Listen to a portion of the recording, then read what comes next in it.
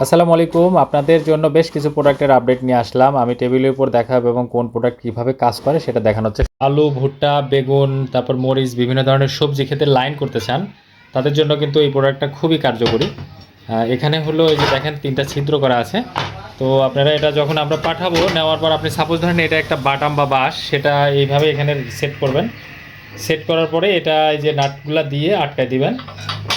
হ্যাঁ, এইভাবে ৩টা নাট পরাপর আটকায় দিলে নিচে রাইট দিলে আপনি এটা দিয়ে কাজ করতে পারবেন। কাজের ভিডিও আমি এখানে সংযোজন করে দিব, দেখাচ্ছি আপনাদেরকে। এটা কিন্তু অসংখ্য প্রোডাক্ট আমাদের কালেকশনে আছে, আপনারা চাইলে আমাদের থেকে অর্ডার করে নিয়ে নিতে পারবেন ইনশাআল্লাহ। আচ্ছা, আরেকটা প্রোডাক্ট হলে, এটা তো ট্রেন্ডিং প্রোডাক্ট, আপনারা জানেন যে এগুলো আমরা হিউজ পরিমাণে সেল করি।